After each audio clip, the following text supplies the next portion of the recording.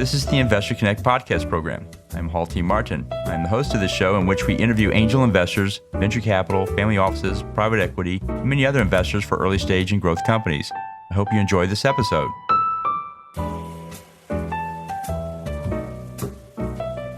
Investor Connect is a 501c3 nonprofit dedicated to the education of investors and startups for fundraising. Please consider donating $100 to the program to help others in their investor and entrepreneur journey. You can find the donate button on the investorconnect.org website.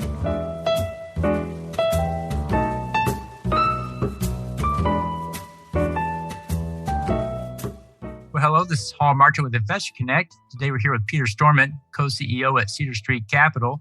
Cedar Street Capital provides top-tier services to companies seeking growth capital and/or merger and acquisition services. They also assist institutional private equity investors in identifying, assessing, and closing prospective investments. Peter, thank you for joining us. Hall, thank you for having me on. It's a pleasure. Great. So tell us more about your background. What were you doing before starting to invest in early stage companies? I guess I've had a classic, very diversified background. I mean, literally, I kind of started in financial services as a teenager, working as a clerk on one of the exchanges in New York.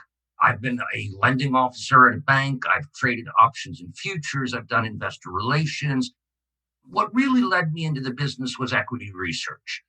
I worked for a couple of years at a mutual fund. I was one of the equity research analysts covering high tech. So I was covering 20 or 30 high-tech companies. And this was in the late 90s. Most of these firms have turned into huge monster companies. I was covering people like Cisco and Medtronic back in the days. And literally almost like since childhood, I've always been interested in, let's call it new things. I've always followed the development of a wide range of technologies just because I find that stuff fascinating. Great. So what excites you right now? It's like an overwhelming buffet out there of good stuff, okay? We were already in kind of I think a real technology boom before the pandemic hit. And I was actually in college, a history major, and I kind of studied a little bit pandemics. And pandemics have this funny way of unleashing a tremendous amount of change, okay, that kind of builds up often when people are kind of cooped up. So, I mean, I'm seeing really, really interesting stuff in biotech, medicine, digital health. The whole crypto area is explosive.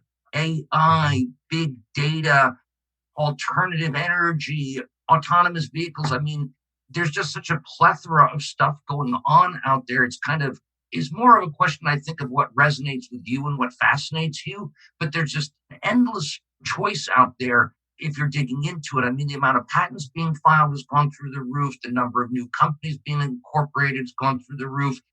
VCs are pulling in more money than they know what to do with. So it's a fascinating time overall. But I mean, a couple of things that for me, I think essentially the movement of kind of computing and data into almost every aspect of our lives is just a gigantic underlying theme. Okay. And you have new industries that are being spawned by this. But what's also interesting now is now you're starting to see really traditional industries also undergoing digital transformation. I mean, freight, real estate, things that you would have thought of as just very, very conservative, they are now hitting a transformation point. So it's all around us. Great. Well, you see a lot of startups and a lot of investors out there in what you do. What's your advice for people investing in startups? What do you tell them to do before they write that check? I think it really is almost to a certain degree, there's some basic common sense here that I think applies. The very first thing, I mean, it's like if you've ever taken a writing course, what the first professor will tell you is write about something that you know. Okay. So I think the first thing for a lot of people is to kind of look at their skill sets and look at what they know and start looking for opportunities in that area first. Okay. If you don't have a particular area, then look for something that fascinates you. Do your homework. Find out what's going on. Do your own kind of trend analysis. The thing is, being a good investor is a combination of abstract analytical skills, being able to do analysis and read balance sheets, but a lot of it comes from, I think, experience. Okay. And I like angel groups. I think that for somebody that wants to start to become kind of a serious investor in the early tech space, probably the smartest thing you can do is to join an angel group and basically make a bunch of friends and start to learn from them. Okay, listen, ask a lot of questions. Okay, because I was looking at the site of a VC very recently, and they gave kind of a matrix that they use to decide to make investments, and it was a pretty good one. And the first thing they put is the size of the opportunity. Okay, at the end of the day, if the space is small, that's going to limit your upside. So you want to look for things that have significant upside. Then you want to look, in my opinion, for a great team, because a great team with an okay product, again, in my opinion, will do better than an okay or a mediocre team with a great product. Because from conception to going to market, you are going to have crises, you're going to have problems, you're going to have delays, you're going to have frustrations. The good management teams figure out a way to make those work. The ones that aren't so good, hit the rocks, and that's the end of it. You do want a fascinating product or service, and ideally you want reasonably good financial foundation. Now, again, if you're getting in really early stage when they've only raised $250,000 or $500,000, it may be too early to judge that.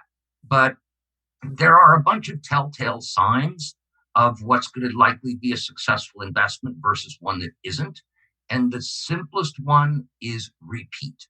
You find an entrepreneur who's done it once, the probability of them doing it twice is a lot higher than the guy that's doing it or the woman that's doing it for the first time. Those are just some of the basic things. But I think really learning from your peers and learning from people who've been doing it longer than you is the smartest way to go. It also makes it kind of less lonely. There's risk sharing is a smart thing to do. Don't try to be a lone eagle at the beginning until maybe you've got a track record. Great. Then on the other side of that table, what's your advice for people running startups? What do you tell the founders to do before they go out to raise funding? Get your acts together, know what you're doing, know what your strengths are, know what your limitations are, be brutally honest with yourselves. I find that when I go hunting for people to work with that I'm going to try to get them an A or a B round, I look for two things at the end of the day. One, you want to be fixated on achieving your goal. Okay. You have to have your North Star. But in terms of how you get from point A to point B, that's where I look for flexibility. The deals that have caused me the most grief are with entrepreneurs who have a very rigid idea of the path that they're going to take. So don't be flexible in what you want to achieve, but be supremely flexible in how you achieve it. And I mean, I have a client that I'm working with now who I think is very, very bright bunch of guys. Again, confidential information. I don't have to get into it too much. But they came to me with kind of a fixation on getting an A round. Truth of the matter is they have the tech for the A round, but they haven't raised enough money. So they got pushback again and again from A round players. And finally, I just kind of reached out and contacted a couple of seed players, and the seed players responded to them and are responding to them. So they're going to get that additional check and they're going to get that A round, but they're going to do it in two steps, not in one step. Now, the way I look at things, if you get to your destination, who cares if there's an extra step involved? You measure success by getting to your destination. But again, some people are flexible on how they're going to do that. Others are not. Those are the ones that I find tend to get into trouble because they have this picture in their head that they've created. And if it doesn't go according to that, they're not happy. They let everybody know they're not happy. Understood. Well, let's talk about the state of startup investing. How do you see the industry evolving from here? I got to tell you, I don't want to date myself too much. I don't want to sound like, grandfather Storment here, but I can remember back in the days when every single startup in the United States of America, for whatever reason, was worth $3 million. Now, was it worth $3 million? No, it wasn't worth. But I recently read an article in a New York publication called Alley Watch, which tracks VC activity in and around New York. People are talking about post-money seed valuations of $100 million. Now, I got to tell you, that gives me a nosebleed because at $100 million seed post-money valuation, if you don't have a unicorn on your hands, your investors are going to be disappointed. I think we're at a point where, again, it's all about pockets. Okay. Again, if you're working in an area that's not easy to raise money for, and again, I'll mention it, like medical devices are tough because it's such a long path to market and you don't have that many people that want to fund the early stage ones. But if you're in the stuff where there's a lot of froth or, Elon Musk is tweeting about it, be a little bit careful is what I would say. There's definitely a lot of signs to me of kind of market top. And quite frankly, I would rather see, my hope would almost be to have a little bit of a correction to take a little bit of that frothiness out of the market rather than have the classic hit the wall and have a really big downdraft, because then everything has to go through a reset and then nobody puts any money to work for a while. I mean, again, the last time we had, there's the GFC in 2008, and then there was kind of the big Time Warner blow up in 2000. Ideally, it would be nice not to have one of those, but between this creative energy that's been unleashed by basically sticking people in their houses for 2 years and not giving them anything to do but work, low to zero interest rates, and an enormous influx of capital into the VC industry, as well as a huge surge in the number of VCs, there has never been a better time to raise money. And it's the best in the history of the world. And the one thing I've been telling my clients is, guys, grab the money and run before somebody tells you the party's over. Great. And so what do you think is the biggest change you'll see in, say, the next 12 to 24 months in startup fundraising? There's just a lot of intangibles out there. There's so much built up forward momentum. It's like a train going downhill, at 100 miles an hour. The main thing I worry about is some kind of like a destabilizing event, which is maybe at some point, because we do have some inflation going now, the Fed really taps the brakes and all of a sudden money costs something. If money costs something, that's when you could get a pretty significant correction of some type. And then you might hit the pause on new investing. You wouldn't stop it. But again, you might reprice a lot of investments. But there's so much going on across so many sectors. There's so much momentum built up that nothing is going to truly stop it. It may just slow it down for a little bit. And I think this is also a cultural thing. A lot of our most successful entrepreneurs have become kind of cultural heroes. For some people, they're outlaws. But the Elon Musks of this world, the Jeff Bezoses of this world, the amount of people that follow their every word is enormous. All right. And I think they've got a lot of cultural power, not just monetary power. Great. Well, let's talk about your investment thesis and what you invest in. What exactly is your thesis and what's your criteria for making an investment? I'm in a way, or my firm in a way is, I guess you could call us, we're heat-seeking missiles. And the heat basically starts with intellectual ferment. The whole U.S. financial ecosystem in terms of venture capital, all that, really a lot of it starts within kind of the walls of academia, and then it spreads out from there. So this is the reason why San Francisco, Cambridge, and places like that have been so successful, because they've got great universities, and so many people there will come up with an idea, then they will want to go monetize it. So, we're literally looking at the output of patents. We're looking at where the VCs are putting their money to work, and we're looking at certain underlying theses. The big theses, in my opinion, are basically data, data, data, data, data. The world is becoming, there's physical objects, but everything is being overlaid with data, and then it's being overlaid with things to interpret that data. So it's data, it's high-speed computing, it's AI, it's neural networks, it's all of that kind of stuff. Think of Tesla. People think of, okay, it's alternative energy, it runs on electricity. And really the thing is, those cars are basically massive computers. If you go under the hood, what's driving everything is an enormous amount of computing power is being put to work. Another thesis that we like very much is asset utilization. The newer generation, kind of your 30s and unders, I think, are somewhat less interested in accumulating assets, but what they want are the use of assets. So Airbnb, perfect example of that. You're not necessarily building new homes because of Airbnb, you're utilizing those homes. You think in American cities, a lot of people don't want to own a car, but they may want to use a car for a couple of hours. So in New York, you have things like Zipcar. And again, you're seeing that idea extended into all sorts of different things, getting greater asset utilization. In biotech and medicine, which is an area that we really like, where we're finding a lot of kind of sexy stuff that people are working on is bringing what you would call, I guess, dry work and wet work together. And by wet work, I mean that's lab stuff, that's analyzing tissues, that's analyzing genes.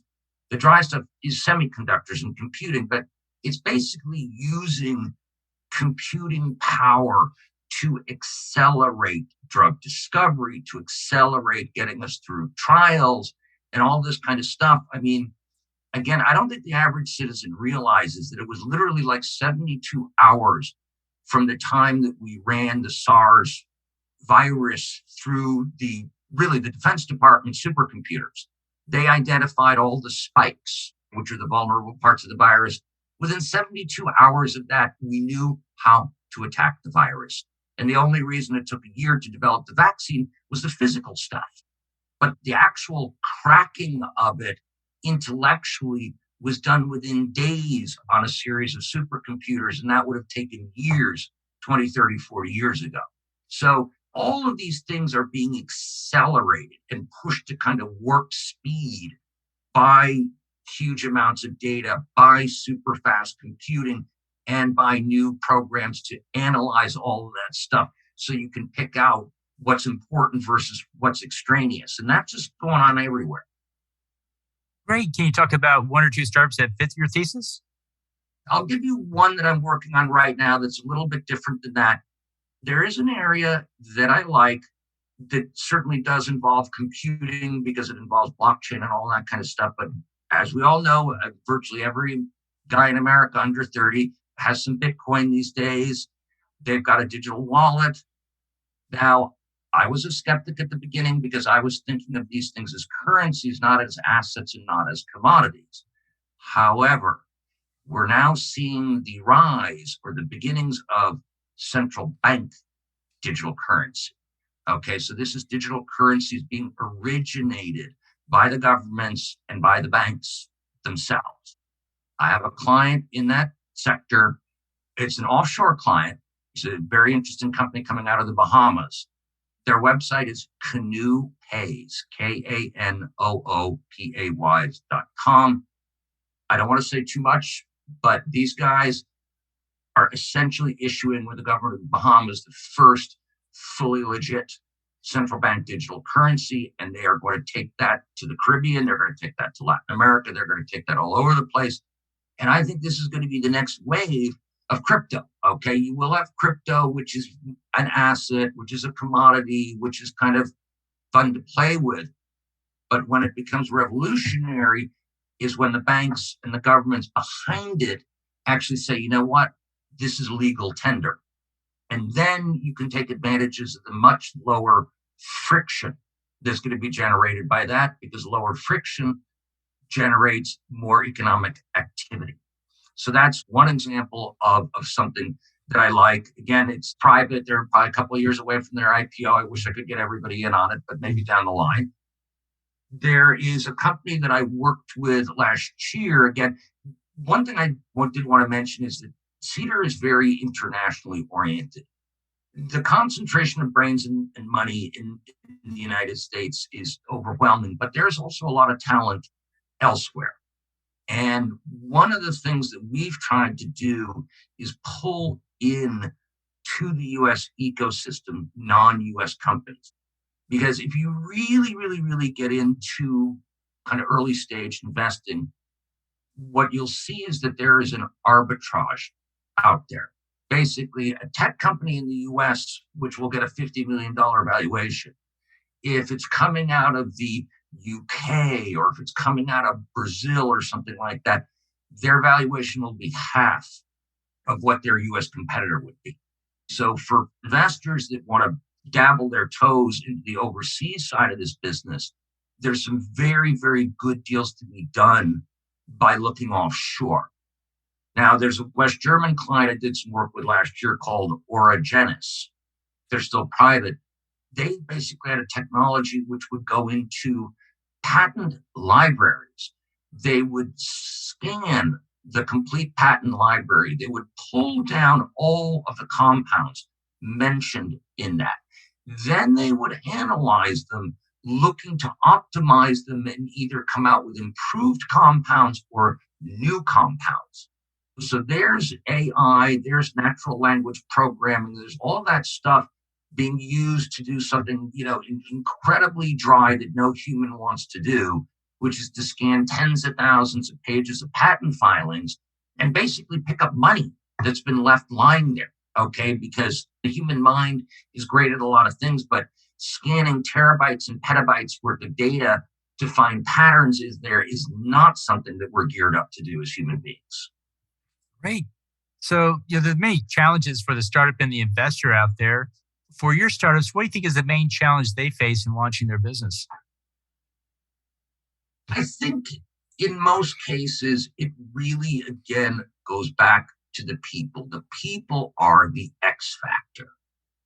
If you have a good idea, if you know that the size of the market opportunity is reasonably good, you're going to live and die on the quality of the startup team, their managerial strengths, their ability to recruit and to keep talent. We're in a world of tremendous churn. What is everybody calling it, like the great reset or the great resignation or whatever? If you're a talented person in the United States and you wake up on the wrong side of the bed one morning and you think your boss is not treating you well, you could have a job by the end of the day somewhere else. You know what I mean? So team cohesion, I think, is very, very important. And also understanding timelines and making the right kind of match between the company and its investors. There's one reason why so many VCs love SaaS software and stuff like that. That is quite simply, you can go from conceiving something to selling something in 12 to 18 months. Now, however, if you want to get into biotech and medicine, at the end of the day, you're dealing with things that exist in the real world that are very highly regulated. And the clinical trials process is both expensive and agonizingly slow. Unless you've got the patience for a 7 to 10 year haul, don't do it. So sometimes one of the big issues, I think, is timelines and what kind of a commitment are people willing to make. And I'm a big, big, big believer in the importance of basically structured institutional investors. A lot of my clients will basically say, hey, Peter, I've got a family office that'll give me some money at a $50 million valuation, but the VC will only give me money at a $40 million valuation. And it's like, I'll have a discussion with them. It's like, okay, if you have already a good institutional investor, okay, fine. Take the family office money. If you don't, bite the bullet, take the VC money, because they are in the business of building companies. Now, a lot of managers just don't want to be told what to do. When I get a guy like that, that throws a red flag for me, because nobody knows everything. And a good VC is going to help you with your technology, with your recruiting, with your finance, all this kind of stuff. They're bringing more stuff to the party. And because they're bringing more stuff to the party, I think they're entitled to maybe get a better deal. Now, ideally, I like to work and help people get blended capital structures. To me, a perfect A round for somebody, maybe 10 or 12 or 15 from one or two VCs, but maybe a family office will get tucked in there for 5 or 7. That way you don't end up with the 800-pound gorilla telling you what to do, but you have active investors and you have more passive investors. So you're getting a mix. And I know I've seen really big mismatches happen between tech companies and family offices when the family office realizes it doesn't really understand what it's invested in, or it decides it doesn't like what it's invested in. And then you really, really, really have trouble. So there's a bit of a black art to it. I hate to say it, it's kind of like dating and matchmaking. You got to look at the chemistry of it. Great. And then what do you think is the main challenge investors face in today's market? Not getting carried away, realizing that some of your investments are going to fail, being patient, learning. You want to start by trying to hit some singles and some doubles. You read about the Grand Slam home runs, but first of all, most of those are going to be skimmed by the well-known people anyway. So you may not get a crack at those. And like I said, you are going to learn along the way. And reality being what it is, most people don't like to face the fact that if 1 million companies are born in the United States in the year 2021, only 200,000 of those companies will still exist in 2026. It's very Darwinian. The failure rate is very, very high. So if I've got 1 million to invest because I've been successful at my core job, or maybe they gave me a big options package, I'd start by making 2 or 3 investments of 25 to 50,000, just to see how they start to play out.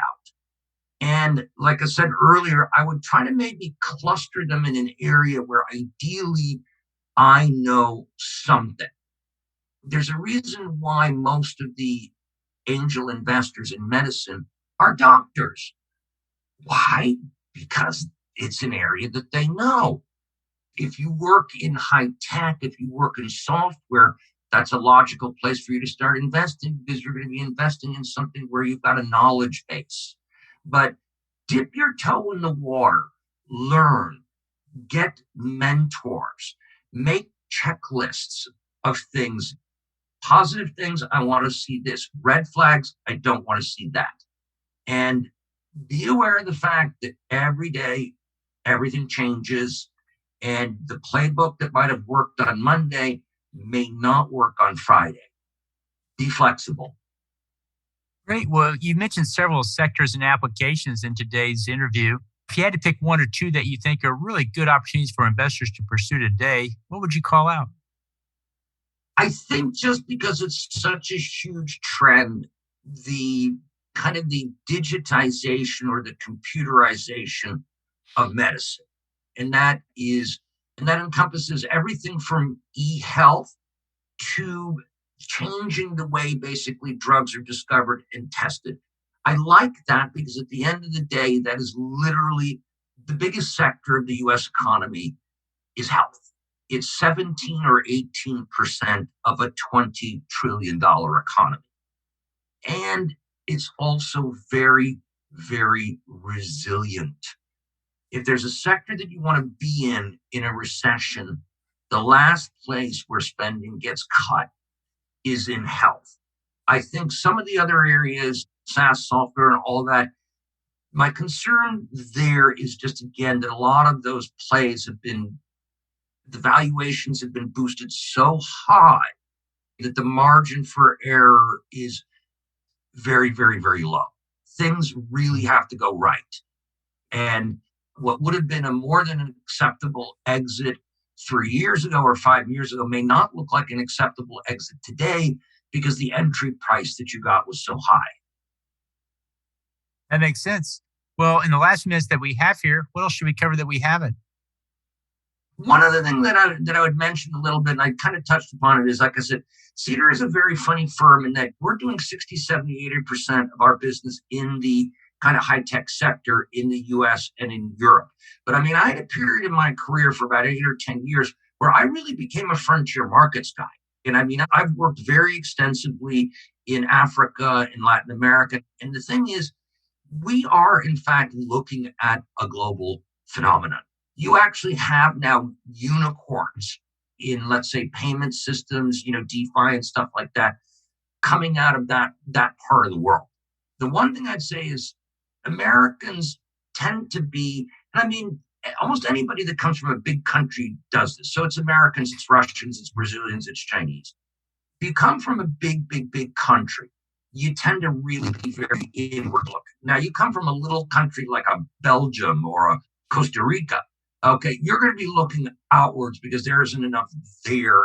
But look at the world. Think about the world. Don't just think about the US because there's interesting stuff going on everywhere. And certain trends actually don't originate here. I mean, strangely enough, if you and I took a plane ride to Kenya tonight, we would pick up a couple of apps on arrival there for payments and doing things like that are more sophisticated than the apps we have here in the United States. That's because they didn't have the previous infrastructure. So sometimes some of these countries that you think, oh, they're way behind us, they may be in certain things, but in other things, they may actually be leapfrogging us because they didn't do certain intermediate steps that we did. And I mean, literally, again, there are a lot of countries that never laid copper infrastructure for old telephony. So when they finally modernized their phone systems, they went straight to the latest generation, and they didn't have any of that kind of lagging stuff to hold back their development. So be open-minded to the fact that great ideas come from everywhere. Most of them get financed here. I mean, the ace in the hole that the United States has, I mean, this is a big statement, but we have two things that the rest of the world envies. We got the greatest university system, and we got the greatest funding ecosystem for technology. And that makes us like a vortex. Everything gets pulled in here, but it can originate anywhere. So look at the rest of the world sometimes, not just us. There's interesting stuff going on. Great. So how best listeners get back in touch with you? The good old catch-all Gmail address just is a good way to sweep up anything and everything. So here we go. P as in Peter, M as in Michael, S as in Sam, T as in Tom, O as in Oscar, R as in Robert, M as in Mary, E as in Edward, N as in Nancy, T as in Tom, PM Storment at gmail.com. And I'd love to talk to you. Great. We'll include that in the show notes and want to thank you for joining us today and hope to have you back for a follow-up soon. Thank you so much. It was a pleasure, and I hope I applied some interesting information along the way. It was very good. Thanks so much. Thanks, all. Investor Connect helps investors interested in startup funding. In this podcast series, experienced investors share their experience and advice. You can learn more at investorconnect.org. Paul T. Martin is the director of Investor Connect, which is a 501c3 nonprofit dedicated to the education of investors for early-stage funding. All opinions expressed by Hall and podcast guests are solely their own opinions and do not reflect the opinion of Investor Connect. This podcast is for informational purposes only and should not be relied upon as a basis for investment decisions.